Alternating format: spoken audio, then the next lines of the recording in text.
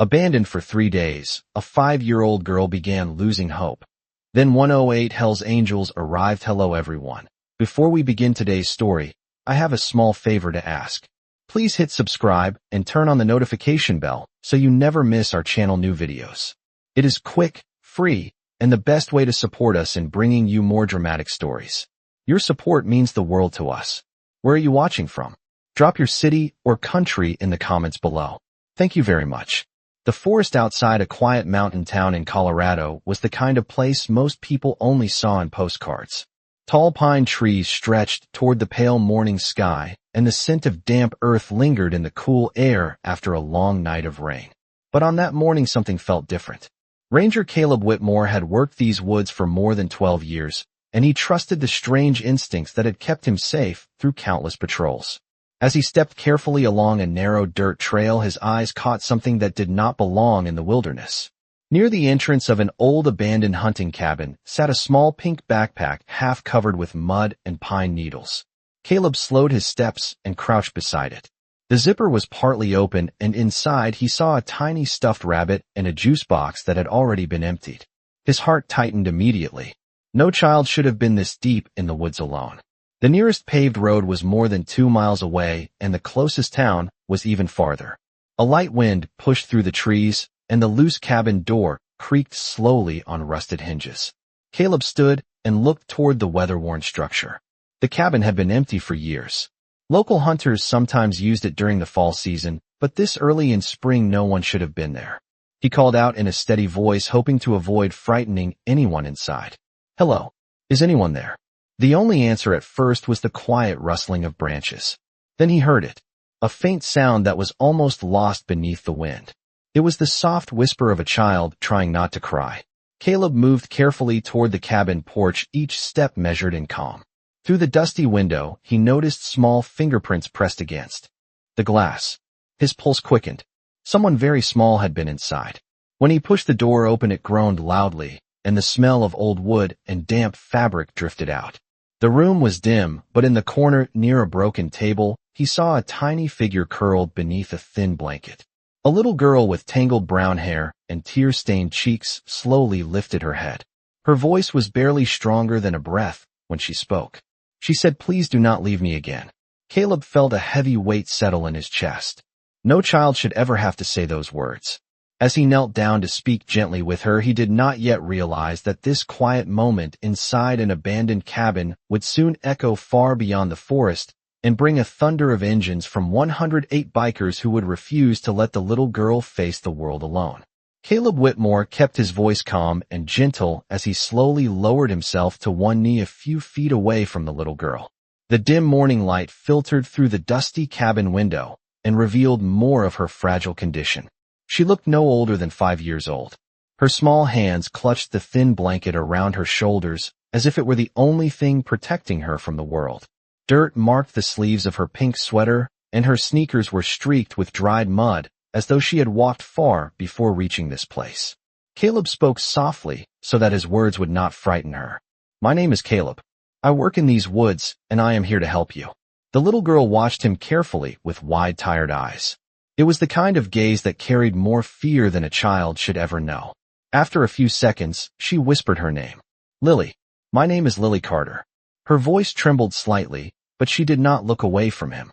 Caleb nodded gently and gave her a reassuring smile. "That is a beautiful name, Lily. Do you know where your parents are?" The question hung in the quiet cabin like a heavy cloud. Lily looked down at the worn wooden floor and shook her head slowly. "Mama said she would come back soon. She said I should stay here and wait." Caleb felt his chest tighten again. He glanced around the cabin and noticed the signs he had missed before. On the floor beside the broken table were 3 empty snack wrappers and an empty bottle of water. Near the wall sat a small paper bag from a gas station convenience store. It looked like someone had tried to leave a little food behind for the child. Caleb counted the wrappers silently in his mind and realized what it meant. Lily must have been here for several days. He spoke carefully again. "Lily, how long have you been waiting here for your mother?" The little girl hesitated as if she was trying to remember something that had begun to blur together. Her tiny fingers pressed into the blanket. "I do not know. It was still dark when she left. Then the sun came up again and again. I waited like she said. Her voice cracked slightly as she added a quiet sentence that felt like a knife to Caleb's heart. But she did not come back. Caleb remained still for a moment because he knew sudden movements could frighten a child who had been alone for too long. The forest ranger had rescued lost hikers before and even once helped find a missing teenager during a winter storm, but this was different. This was a 5-year-old girl who had been left in the middle of the mountains with almost no food. The thought made his stomach twist. Outside the cabin, a distant rumble echoed faintly through the forest. At first, Caleb assumed it was thunder rolling across the mountains, but the sky above the tall pine trees was bright and clear. The sound faded just as quickly as it had appeared, leaving only the whisper of wind in the branches. Lily noticed Caleb glance toward the door, and her small voice carried sudden fear. "Please do not leave too." Caleb looked back at her immediately and shook his head. "I am not going anywhere, Lily. You are safe now, and I promise you will not be alone again." He slowly reached into his jacket pocket and pulled out a small emergency energy bar that he carried during patrols. He opened the wrapper and handed it to her carefully. Lily accepted it with cautious hands and took a small bite.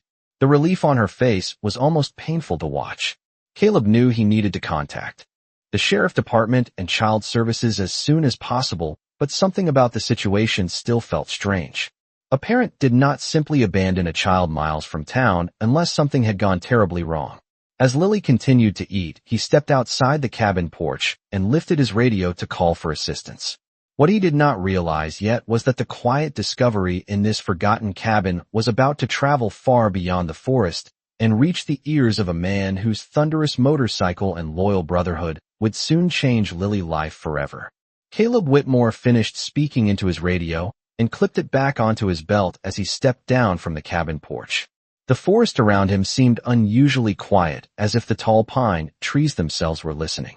He had already contacted the county dispatcher and explained that he had found a young child alone in an abandoned hunting cabin deep in the mountains. The dispatcher promised that the sheriff department and child protective services would be notified immediately. Still, Caleb knew the closest deputy was at least 40 minutes away, and that felt far too long for a situation like this. He returned inside the cabin and found Lily Carter sitting exactly where he had left her.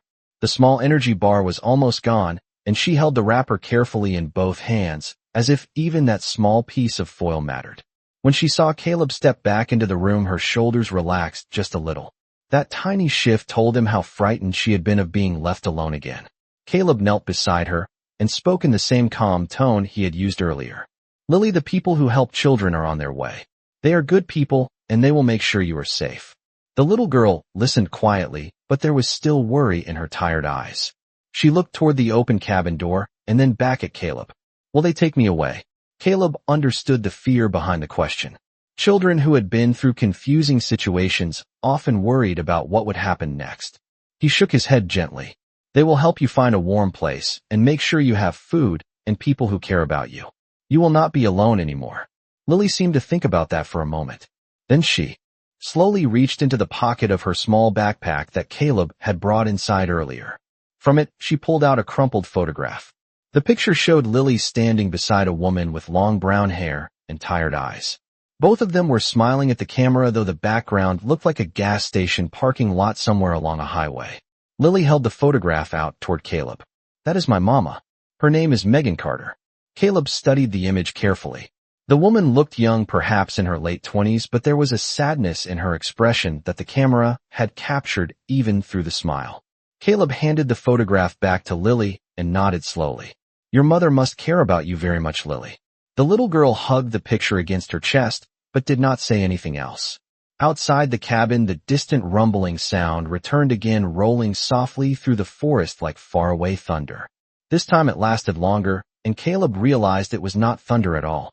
It sounded like the deep engines of motorcycles somewhere down on the mountain road that twisted through the valley. Riders often passed through the area during the warmer months, traveling between small towns and scenic highways that cut across the Rocky Mountains. Caleb did not think much of it at first, but the sound continued to grow louder until it seemed to vibrate faintly through the wooden floor of the cabin. Lily looked up in confusion. "What is that noise?" Caleb walked to the doorway and looked out across the narrow dirt path that led down toward the old gravel road below the ridge. Through the trees, he caught a brief glimpse of black shapes moving between the trunks and the sunlight reflecting off chrome metal. A group of motorcycles was heading this direction, and there were many more riders than he would normally expect on such a remote road. Caleb narrowed his eyes as the distant rumble echoed again. He had spent enough years in these mountains to recognize the sound of powerful touring bikes moving together in a tight formation. What he did not yet realize was that one of those riders had already heard the radio call about a little girl abandoned in the forest, and that the news had traveled quickly through a brotherhood that did not ignore a child in trouble. As Caleb turned back toward Lily, he spoke reassuringly. "It is just some riders passing through the mountains. Nothing for you to worry about." But outside the cabin, the deep thunder of engines continued to roll closer through the trees, and before long the quiet forest would witness something that no one in the small mountain town would ever forget. The deep rumble of motorcycle engines continued to grow louder outside the cabin, and the sound rolled through the forest like a slow approaching storm. Caleb Whitmore stood in the doorway for a moment longer, watching the narrow gravel road through the trees. Dark shapes moved between the pine trunks, and flashes of sunlight reflected off chrome and polished metal. Whoever these riders were, they were traveling in a large group, and they were coming closer with every passing second. Caleb stepped back inside the cabin and closed the door halfway so the wind would not chill the small room. Lily Carter was still sitting on the floor near the broken table, holding the photograph of her mother tightly against her chest. The noise outside had clearly made her nervous because her eyes moved quickly toward the door. Caleb walked back over and knelt beside her again. His voice remained calm and steady because he knew frightened children listened closely to the tone of an adult voice. "Do not worry, Lily, those are only motorcycles on the road below the ridge. Riders come through these mountains all the time when the weather gets warmer." Lily listened to him, but her small shoulders remained tense. She had already experienced too much uncertainty for someone her age, and the sound of many engines at once felt overwhelming. After a few seconds, she whispered a question that revealed the fear still sitting deep inside her heart. "Are they going to be angry with me?" Caleb shook his head slowly and offered a gentle smile. "No one is angry with you, Lily. None of this is your fault." The little girl studied his face carefully, as if she was trying to decide whether she could trust those words. Finally, she looked down at the photograph again and spoke so quietly that Caleb almost did not hear her. "My mama said some people do not like bikers. She said they are dangerous." Caleb understood that many people carried old stories about motorcycle clubs, especially the famous groups that rode long distances across the western states. Some riders earned those reputations years ago, but many others were simply men who loved the open road and protected their own communities in quiet ways most people never noticed. Before Caleb could answer Lily's question, the rumble of engines suddenly grew much louder, and the gravel road outside echoed with the heavy sound of many motorcycles slowing down together. Caleb turned his head toward the door again. Through the dusty window, he could now see several large touring bikes rolling to a stop near the clearing beside the cabin.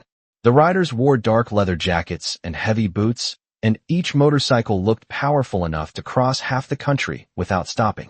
Caleb stepped outside the cabin porch to see what was happening. The group of riders had stopped about 50 yards down the path, and several of them removed their helmets as they looked toward the old cabin. One of the men at the front sat on a black touring motorcycle with a tall windshield and chrome engine guards that gleamed in the sunlight. His gray beard moved slightly in the breeze as he studied the building with sharp eyes that missed very little. Caleb noticed the patch on the rider leather vest and immediately understood why the sound of so many engines had carried such weight through the forest. The patch showed the familiar winged skull emblem of the Hell Angels Motorcycle Club, a brotherhood known across the country for traveling together and standing fiercely beside those they considered family. The man with the gray beard swung his leg off the motorcycle and walked slowly toward the cabin porch. His boots pressed firmly into the gravel, and his presence carried a quiet authority that made the other riders watch carefully from behind him. Caleb remained calm but alert as the man approached. When the rider reached the bottom step of the porch, he lifted one hand in a respectful greeting. His voice was deep and steady when he spoke. "My name is Jack Morrison. Some people call me Razor. We heard a radio call about a little girl alone in these woods. We came to make sure she is safe." Inside the cabin, Lily Carter could still hear the rumble of engines outside, and she clutched the photograph of her mother even tighter. She had no idea that the moment she was about to witness would soon change the direction of her life forever, because the man standing on the porch was not alone, and the riders waiting behind him had already made a silent promise that no child would ever face the world alone while they were still on the road. Jack Morrison stood quietly at the bottom of the cabin porch steps, while the mountain wind moved gently through the tall pine trees behind him. Caleb Whitmore studied the man carefully for a moment. Years of working as a forest ranger had taught Caleb how to read people quickly. The rider in front of him carried the rough appearance many people expected from a hardened biker. His leather vest was worn from years on the road, and the patch of the Hell Angels Brotherhood rested heavily across his back. His beard was gray and thick, and his hands were large with knuckles that showed the marks of a hard life. Yet there was something else in his expression that Caleb noticed immediately. It was not aggression or impatience. It was concern. Jack Morrison spoke again in the same steady voice. The radio call came through one of the truck stops down the highway. One of our guys heard it and passed the word along. A child alone in the mountains is not something we ignore. Caleb nodded slowly. His instincts told him the man was being honest. There is a little girl inside the cabin. Her name is Lily Carter. She has been here for several days waiting for her mother to come back. Jack Morrison lowered his head slightly, as if the words carried weight. That should never happen to any child. Behind him, the other riders remained beside their motorcycles watching quietly. None of them moved forward or spoke. They simply waited for the man they called Razor to finish speaking. Caleb stepped slightly to the side of the doorway. She is frightened, but she is safe right now. I called the sheriff department and child services. They are on their way, but it may take some time for them to reach this road. Jack Morrison nodded once. We are not here to cause trouble, Ranger.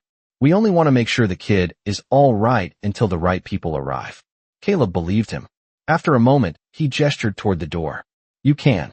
Come inside, but move slowly. She has been alone for a long time.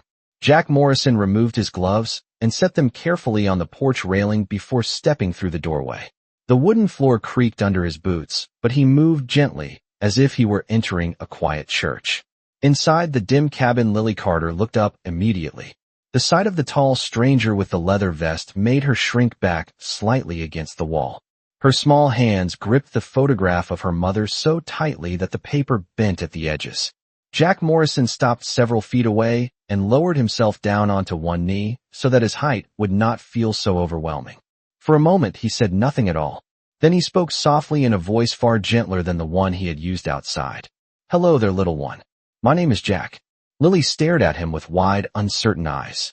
Her gaze moved briefly toward the winged skull patch on his vest, and then back to his face. Caleb noticed the fear that crossed her expression. Jack Morrison seemed to notice it as well. He slowly reached into the pocket of his riding jacket and pulled out a small object wrapped in cloth. He placed it gently on the floor between them before sliding it a few inches toward the child. It was a small carved wooden horse no larger than the palm of his hand. The edges were smooth and worn as if it had been carried for many years. I used to keep this with me on long rides, Jack said quietly. It is good luck. Lily looked down at the little horse, but did not reach for it yet. Children had a way of sensing truth in a voice, and something in Jack Morrison's tone slowly eased the tension in the room. After a few seconds, she leaned forward and picked up the carving carefully. Her small fingers traced the shape of the horse mane. Jack Morrison watched her gently, and then asked a simple question. Are you hungry, Lily? The little girl nodded without looking up. Jack Morrison glanced back toward the doorway, where several of his fellow riders were standing just outside. One of them immediately understood the silent signal and walked back toward the parked motorcycles. Within moments, he returned carrying a small cooler from one of the saddlebags. Inside were sandwiches, bottles of water, and fresh fruit. Lily looked up again in quiet surprise as Jack Morrison set the food down on the table beside her. You can eat as much as you like, he told her softly. No one here is going to take anything away from you. As Lily slowly began to eat, Caleb Whitmore stood in the corner of the cabin watching the scene unfold. The massive group of bikers outside the building had once seemed intimidating, but now the forest ranger realized something important. They had not come here to frighten anyone.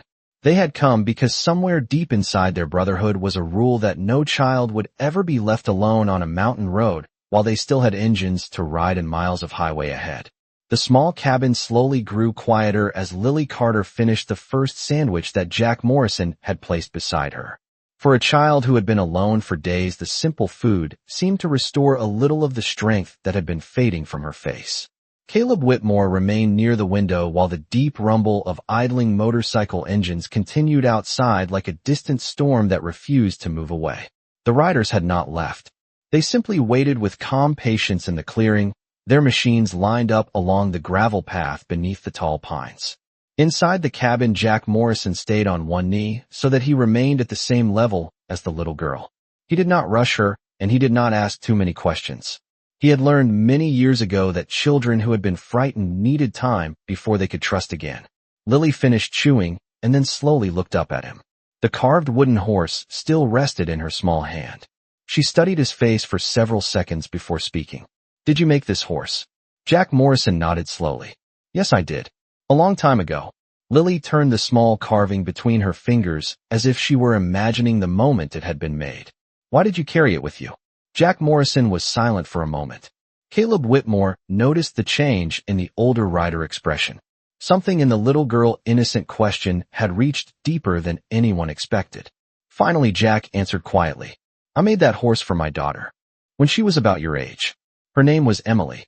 Lily listened closely, and the cabin seemed to grow even quieter around them. "Where is she now?" The question came gently, but it carried a weight that filled the room. Jack Morrison lowered his gaze toward the wooden floor for a few seconds before answering. "She is not here anymore. She passed away many years ago." Caleb Whitmore saw the faint tightening in the biker's shoulders as he spoke those words. The mountain ranger realized that the carved horse had not simply been a lucky charm. It was a memory of someone Jack Morrison had loved deeply. Lily looked down at the small carving again. "I am sorry about your daughter," she said softly. Jack Morrison gave a small nod of gratitude, but he did not let sadness stay long in the room. He lifted his eyes again and spoke gently. "Emily loved horses. She used to tell me that when she grew up she wanted to ride across the whole country and see every mountain in America." Lily held the carving a little closer to her chest, as if she understood that the tiny object carried a story much larger than itself. Outside the cabin, another rider stepped quietly onto the porch and spoke in a low voice to Caleb Whitmore. Sheriff deputies were seen leaving the highway and heading toward the forest road, but it would still take time before they reached the ridge. Caleb thanked the rider and turned back toward Jack Morrison. Jack listened carefully to the information and then nodded once. "That gives us time to make sure the kid is comfortable." Lily had finished the fruit from the cooler, and some color had finally returned to her cheeks. Yet her eyes still carried the same question that had been there since Caleb first opened the cabin door. Jack Morrison seemed to notice it again. He leaned forward slightly and spoke with a calm warmth that carried through the small room. "Lily, you are not alone anymore. There are a lot of people outside that door who care about what happens to you today." The little girl looked toward the window where the faint silhouettes of motorcycles could be seen between the trees. "How many people are out there?" she asked quietly. Jack Morrison allowed a faint smile to appear beneath his gray beard. "Enough. To make sure you are safe." Lily did not yet know the exact number waiting outside the cabin, but the thunder of engines that had filled the forest carried a message stronger than any words. Somewhere beyond the trees, more than 100 riders had gathered, and every one of them had come because a small voice in the mountains had been left alone for far too long. Lily Carter sat quietly on the worn wooden floor of the cabin, holding the small carved horse in one hand, while the photograph of her mother rested against her knee. The soft light coming through the dusty window gave the room a pale glow, and the quiet rumble of motorcycles outside continued like distant thunder rolling through the mountains. For the first time since Caleb Whitmore had found her, the little girl did not look completely frozen with fear. The food had helped, and the calm presence of the people around her had slowly begun to rebuild a sense of safety. Jack Morrison noticed the change as well, but he remained careful not to overwhelm her with too many questions. Years on the road had taught him that trust had to grow slowly, especially for a child who had been alone for days. Caleb moved closer to the broken table and gently picked up the empty food wrappers that Lily had set aside. While he cleaned the small area, his eyes drifted toward the far corner of the cabin, where a torn duffel bag lay partially hidden beneath an old wooden chair. The ranger had not noticed it earlier because the room had been dim and his attention had been focused entirely on Lily's safety. Now the shape of the bag caught his attention. Caleb stepped toward it and carefully lifted the chair aside. The duffel bag was dusty and worn, and one of the straps had been tied into a knot as if someone had tried to repair it in a hurry. Jack Morrison watched from where he knelt beside Lily. "You think it belongs to her mother?" Caleb nodded slowly. "It might. Or it might belong to whoever brought her here." The words made Lily look up again with uncertainty in her eyes. Caleb crouched beside the bag and opened it carefully so that nothing inside would be disturbed. The zipper scraped softly across the fabric and revealed a few pieces of clothing, a small flashlight, and a folded paper map of the mountain roads. But what made Caleb pause was the dark stain across the inside lining of the bag. The color was faded and dry, but it was clearly not dirt. Caleb exchanged a quick glance with Jack Morrison. Jack's expression hardened slightly, though he kept his voice calm for Lily's sake. "What is it, Ranger?" Caleb answered quietly so the child would not feel alarmed. "There is something in this bag that suggests her mother may have been hurt." Lily heard the word hurt, and her small hands tightened around the carved horse. She looked from Caleb to Jack with growing fear. "Did something bad happen to my mama?" Jack Morrison moved a little closer to her and spoke gently. "We do not know that yet, Lily. But we are going to find out what happened and make sure you are safe." Caleb continued searching the bag and pulled out the folded paper map. Several locations had been marked with a pen, including the remote road that led to this abandoned cabin. Another mark circled a gas station nearly 20 miles away along the highway. Caleb studied the marks carefully and then looked toward Jack Morrison. Whoever brought her here knew this area. This was not a random stop. Jack Morrison slowly stood and walked toward the cabin window. Outside, the riders of the Hell Angels remained gathered near their motorcycles, watching the quiet forest with patient eyes. The man called Razor had spent decades traveling across states and towns, and he understood the signs of trouble when he saw them. He turned back toward Caleb. "If her mother was hurt out there somewhere, we are not waiting around to find out." Caleb nodded. "The sheriff deputies are still on the way, but this forest is large, and if someone left a trail, it might already be fading." Lily looked between the two men as they spoke. Her voice trembled slightly when she asked another question. "Are you going to look for my mama?" Jack Morrison walked back to where she sat and lowered himself to one knee again so that his voice would meet her at eye level. "Yes, Lily, we are. Every one of those riders outside came here because someone said a child needed help. That means we do not stop until we know the whole story." The little girl studied his face again, and for the first time there was a small spark of hope in her eyes. Outside the cabin, the wind moved through the tall pine branches, and more than 100 motorcycles waited quietly along the gravel road.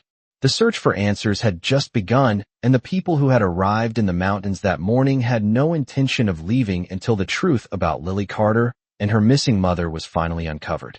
The quiet tension inside the old cabin deepened as Caleb Whitmore carefully folded the marked map and placed it on the wooden table. Outside, the forest remained still except for the low, steady rumble of motorcycles idling beneath the tall pine trees. More than 100 riders waited along the gravel road, their presence filling the remote mountain clearing with a strange mix of power and patience. Jack Morrison stood beside the window studying the tree line with the calm focus of a man who had spent most of his life reading the road and the world around it. Lily Carter watched both men closely while holding the small carved wooden horse in her hands. For the first time since she had been found, she was not only thinking about the fear of being alone. Now she was thinking about her mother. Her voice was small, but clear when she spoke. "Mama told me to stay here because someone was following us." The words caused both men to turn toward her at the same moment. Caleb moved closer and knelt beside her again. "Following you were Lily." The little girl tried to remember carefully. Her brow tightened as she searched through the confusing memories of the past few days. "We were driving in the dark. Mama kept looking in the mirror, and she looked scared. She said we had to get off the highway." Jack Morrison listened without interrupting. Lily continued slowly. "Then we stopped at the gas station that is on the map. She bought me a sandwich and juice, and she told me to be very quiet." Caleb glanced toward the folded map again, knowing exactly which location Lily meant. It was the same gas station that had been circled in pen. Lily looked down at the wooden horse again, as if the small carving gave her courage to continue. "After that we drove up the mountain road, and Mama found this cabin. She said we would hide here until morning." Caleb spoke gently. "And what happened after that?" Lily hesitated, and her fingers tightened around the carved horse. She said she had to go back to the road for a little while. She said someone might still be looking for us. Her voice became quieter. She told me to lock the door and not open it for anyone except her. The room fell silent for a moment as the meaning of her words settled heavily in the air. Caleb Whitmore slowly stood and looked toward Jack Morrison. That explains the map and the supplies. Her mother planned this stop. Jack nodded once. But something happened when she went back to the road. Caleb lifted the duffel bag again and glanced at the dark stain inside. That might be the answer. Lily suddenly looked frightened again. Did someone hurt my mama? Jack Morrison stepped closer and rested one hand gently on the table beside her, so his voice would remain steady and reassuring. We do not know yet, Lily, but we are going to find out. Caleb walked to the doorway and signaled quietly to one of the riders outside. Within seconds, 2 members of the motorcycle group stepped onto the porch and listened as Caleb explained what they had learned. Jack Morrison joined them and spoke with quiet authority. Spread out along the road leading down the ridge. Look for any sign of a vehicle that stopped suddenly or left the road. The riders nodded without hesitation and moved back toward the waiting motorcycles. Engines began to start one after another, and a deep sound rolled through the forest like gathering thunder. Lily looked toward the window as the noise grew stronger. Are they going to search for my mama now? Jack Morrison returned to kneel beside her and gave a small, reassuring nod. Yes, Lily. Every rider out there is going to help. Caleb stepped outside the cabin and watched as the first group of motorcycles slowly moved down the narrow mountain road. One by one, the riders spread out along the forest paths, following every direction that might lead to answers. The sheriff deputies were still on their way, but the search had already begun. In the quiet cabin, Lily Carter held the carved wooden horse a little tighter as hope slowly replaced the fear that had lived in her heart for the past 3 days. Somewhere beyond the trees, the truth about what happened to her mother was waiting to be discovered, and the thunder of 100 riders had just been set loose across the mountain to find it. The sound of motorcycles moving through the forest slowly faded into the distance as groups of riders spread out along the winding mountain roads. Inside the small cabin, the quiet returned once again, broken only by the whisper of wind outside and the occasional creak of old wooden boards. Lily Carter sat close to the table while Caleb Whitmore carefully studied the folded map again. Jack Morrison stood near the doorway watching the road below the ridge, his posture calm but alert. Years of riding across deserts, mountains, and long empty highways had trained his eyes to notice the smallest changes in the land. Caleb finally spoke while pointing to one of the marked locations on the map. If Lily's mother left the cabin and went back toward the road, then this is the most likely path she would have taken. There is only one narrow turnoff before the highway. Jack nodded slowly. If someone was following them, that is where trouble could have happened. Lily listened to their conversation quietly, but the worry in her small face had returned. She held the carved wooden horse tightly and finally asked the question that had been building inside her since the riders left the clearing. Are they going to find her? Caleb knelt beside her again and answered gently. The people searching out there are very good at tracking roads and trails. If your mother left any sign at all, someone will see it. Jack Morrison looked down at the child and spoke in the same steady voice that had comforted her earlier. Those riders have spent years traveling roads most people have never seen. They know how to notice things others might miss. Lily nodded, but the silence that followed carried the weight of uncertainty. Outside the cabin, the sky above the mountains had begun to shift as clouds moved slowly across the bright morning light. Caleb stepped out onto the porch again and lifted his radio to check the signal from the county dispatcher. The voice that answered confirmed that sheriff deputies were still making their way up the rough forest road, but the climb was slow because the path was narrow and covered in loose gravel. Caleb thanked the dispatcher and clipped the radio back onto his belt before looking down toward the valley. The distant sound of engines suddenly echoed again through the forest, but this time it was different. Instead of spreading out across the mountain, the rumble was coming back toward the cabin. Jack Morrison stepped beside Caleb on the porch and watched the road carefully. After a moment, he spoke quietly. That is one of our search teams returning. The sound grew louder, and within minutes, 3 motorcycles appeared from the trees below the ridge. The riders slowed as they reached the clearing, and one of them quickly shut off his engine before walking toward the cabin steps. His face carried the serious expression of someone who had found something important. Jack Morrison met him halfway across the clearing. What did you see? The rider removed his helmet and spoke in a low voice, but Caleb could still hear every word from the porch. About 2 miles down the road near the turnoff, we found fresh tire tracks leading into the ditch. There is a car down there hidden by brush. Caleb stepped forward immediately. Was anyone inside? The rider shook his head slowly. No one was in the car, but the driver door was open and there were signs that someone had been hurt. Jack Morrison's eyes narrowed slightly. Any sign of where they went after that? The rider nodded again. There are footprints leading away from the road toward the creek trail. Jack Morrison turned toward Caleb with calm determination. Then that is where the search goes next. Inside the cabin, Lily Carter could see the movement outside through the dusty window. She did not know exactly what the riders had found, but she sensed that the search for her mother had taken an important step forward.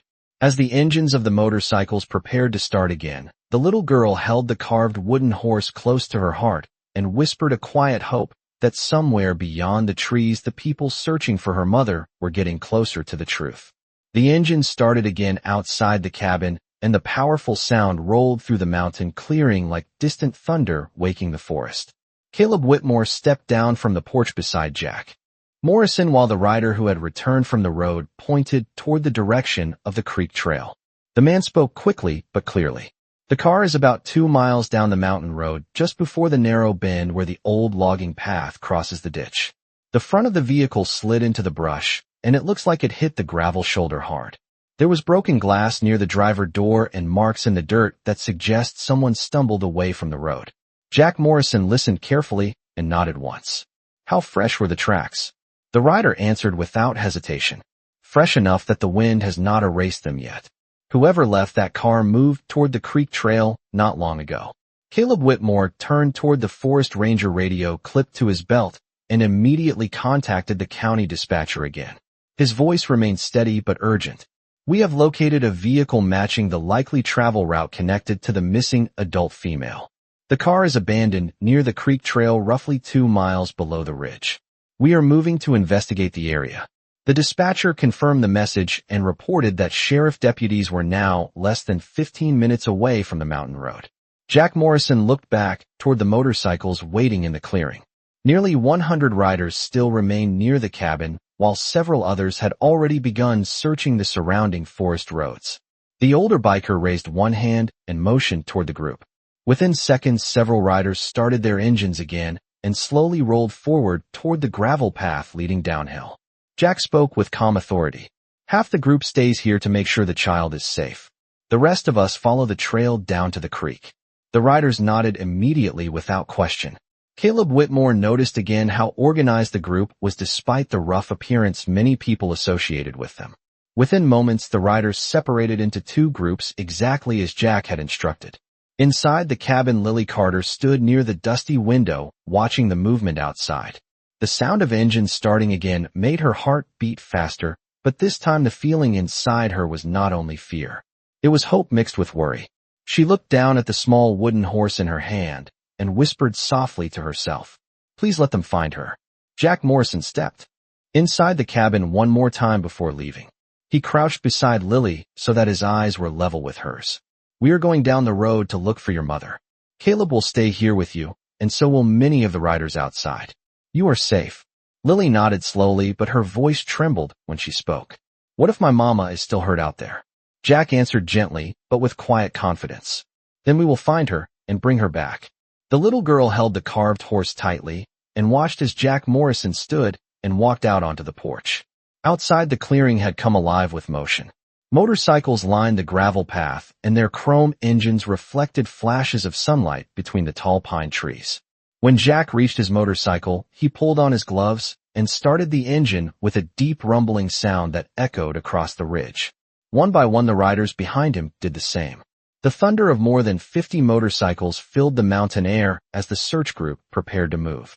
Caleb Whitmore stood beside the cabin steps watching the line of riders slowly begin their descent down the narrow road toward the creek trail where the abandoned car had been found. The forest seemed to tremble with the sound as the motorcycles disappeared between the trees. In the quiet cabin behind him, Lily Carter pressed her forehead gently against the dusty window glass and followed the last glimpse of the riders through the branches. Somewhere down that winding road, the truth about what happened to her mother was waiting to be uncovered, and the riders of the Hell Angels had just begun the most important part of their search. The roar of motorcycles echoed through the mountain valley as Jack Morrison and the search group followed the narrow road down toward the creek trail. Gravel scattered beneath the heavy tires while the riders moved in a long, controlled line between towering pine trees.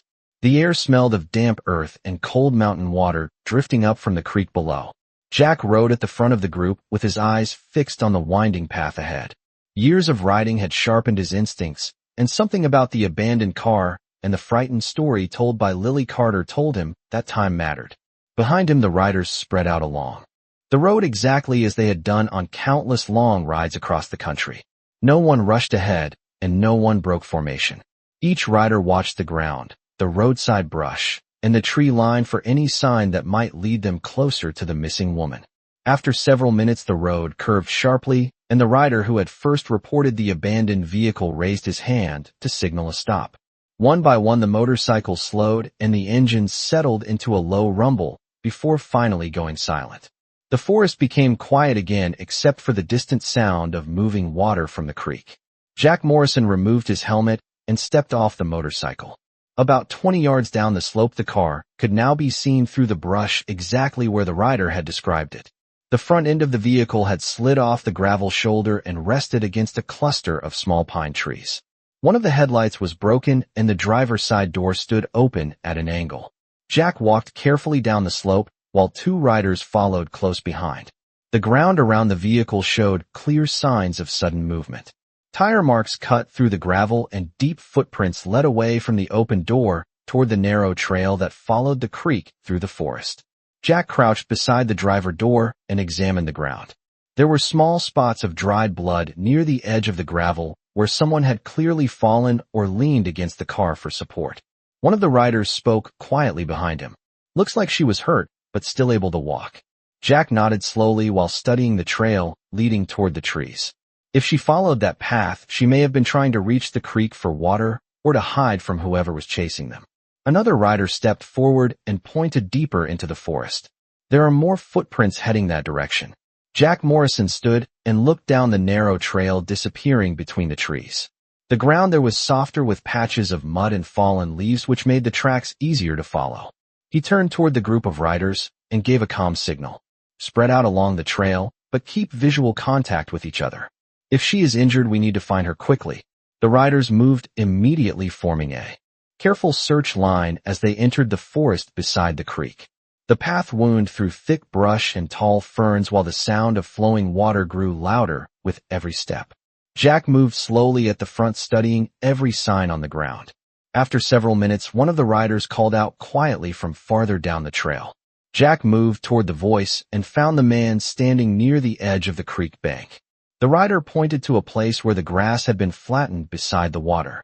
There were clear signs that someone had rested there recently, and a small piece of torn fabric hung from a broken branch nearby.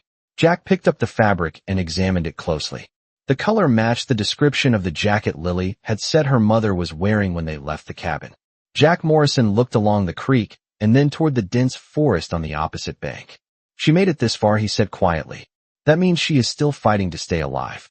Behind them, the riders continued searching the trees while the sound of the rushing creek filled the mountain air.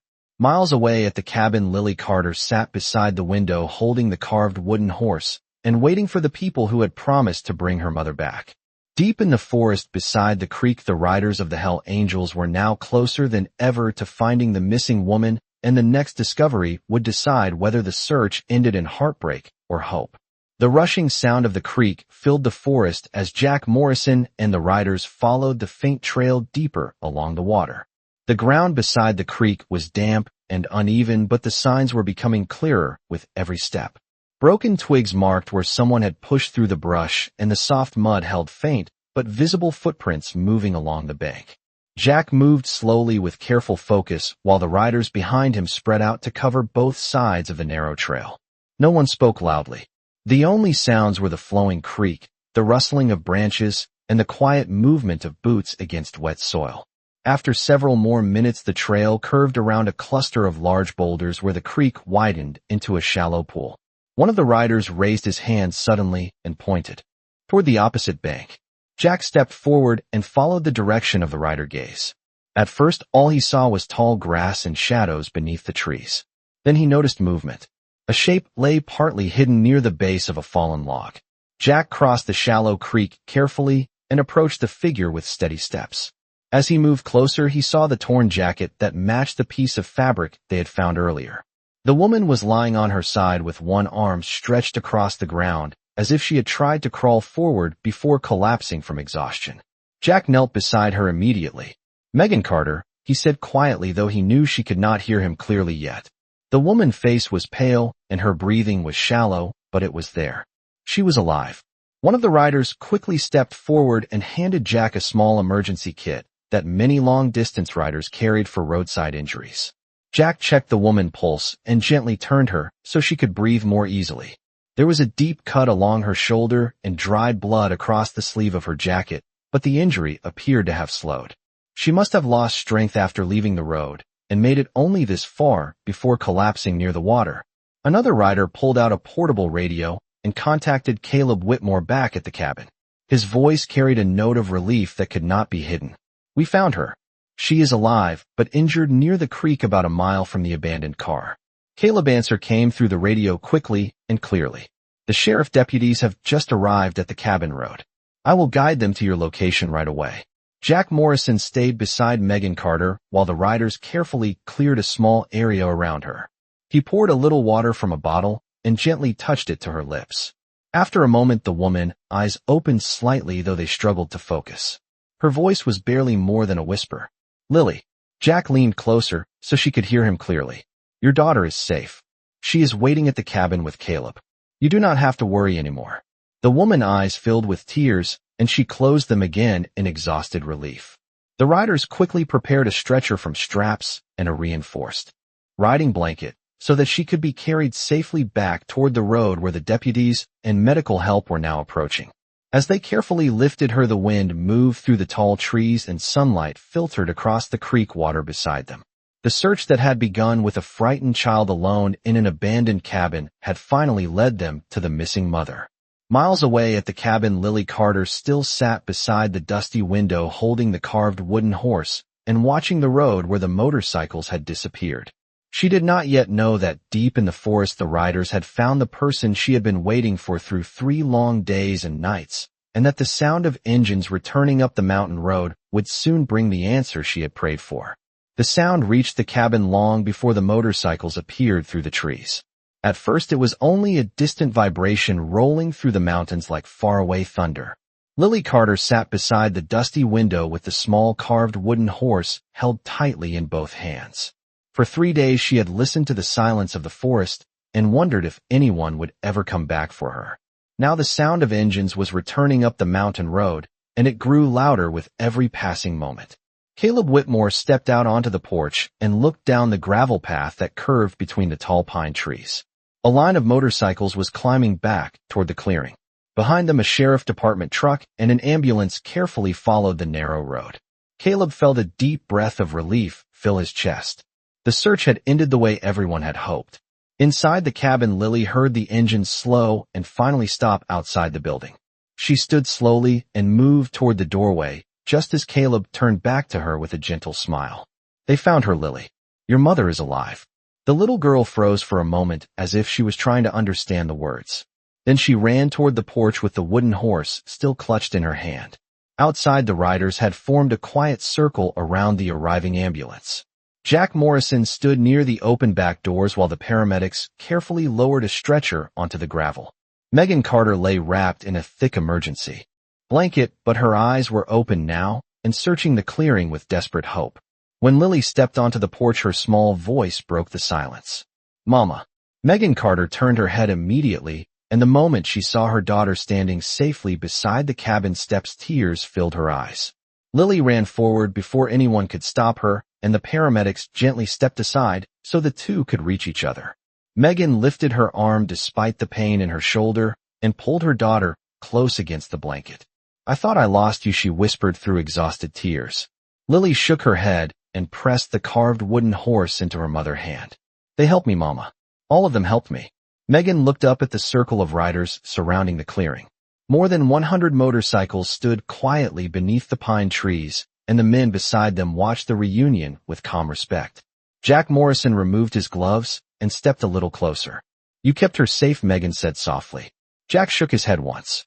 "She stayed strong long enough for us to find her."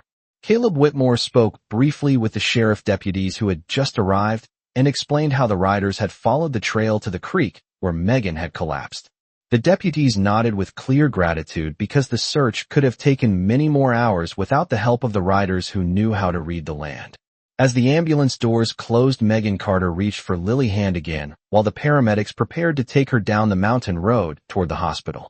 Before the vehicle left, Megan looked once more at the group of riders, and especially at Jack Morrison standing quietly near the porch.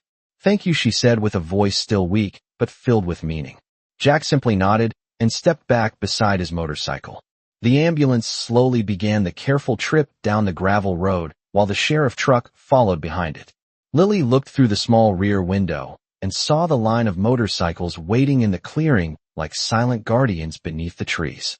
Back at the cabin, Jack Morrison started his engine, and the deep sound rolled across the mountain ridge once more. One by one, the riders followed him onto the road, and the long line of motorcycles slowly disappeared between the tall pines. The forest returned to its quiet stillness, but the story of the day when 108 riders answered the cry of a child would travel far beyond those mountains and remind everyone who heard it that sometimes the loudest thunder on the road comes from hearts that refuse to leave anyone behind.